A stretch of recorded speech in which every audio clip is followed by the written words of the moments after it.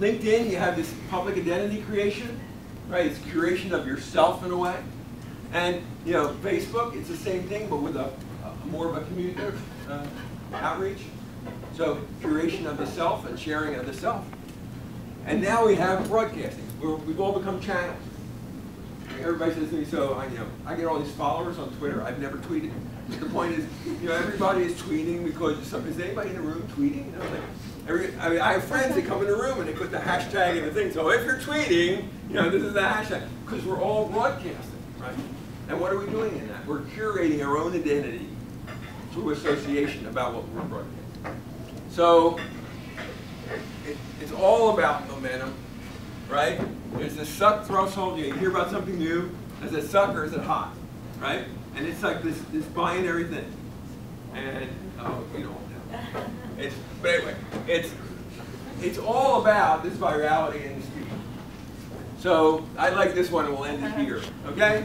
So social media explained. This is all about the business model. Twitter.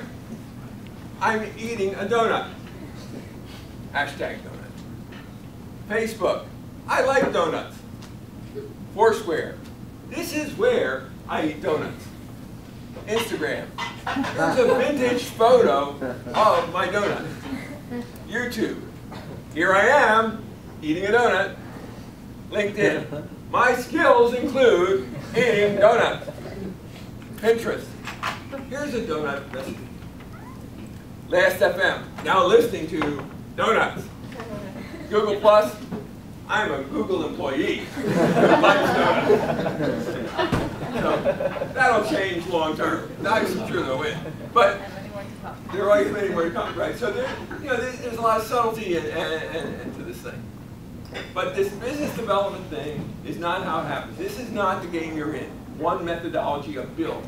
No, it's about experimentation, the discovery process. So this is a course Steve Blank and I teach, and the I Know thing I'll tell you about some other time, but it's a rollout of the National Science Foundation to teach scientists and engineers this serious commercialization methodology that we teach in the graduate schools. We're doing it in an online mixed media methodology that many of you would probably want to deploy in your own communities or nationalities. You can learn all about it by looking at the National Science Foundation iNode program. iNode. But anyway, it's differentiating discovery from execution. And the point is this discovery process has, you guess and test. It helps you hypothesize using the business model, Osterwalder framework, and differentiate, this process from that process. And that's that's a nice thing to do because you don't make the mistake of executing before you know what you're doing. And also, the algorithm is raise as little money here as possible, and when here, pour it on as fast as possible. So in this context, you use search and execution. You ought to read Steve's 4 Steps to Epiphany, right, where he talks about the customer discovery process of search and execution. You can map that onto that metaphor I gave you before. The business plan, Steve would say is dead. I don't say it's dead, even though he's my buddy. I just simply say that we ought to use processes like these that are simpler, very more visual, to sort of understand businesses and how they evolve in the discovery process. I still think there's a role for planning when you're talking about execution, because you need to tell a more complete story. So, implications of search, blah, blah, blah, customer discovery, we'll talk about that. And I want to touch on this real quick, all right, because this has to do with identity and the people you're going to work with. So, I think in this context, mobility and agility is the key thing. So we've talked about this a lot, but about circulation speed, experimentation, learning, pivots, changing your direction when you need to, reset, restart. Right? It's about accepting that as a way of being. The people in this context, your identity is horizontal, exactly as I described before. Right?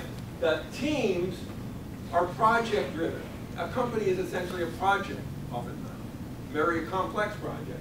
But they form rapidly, they embrace new members, they accept departures from the team because there's so much volatility in the process, and they embrace outsiders as part of the team. That's new, okay?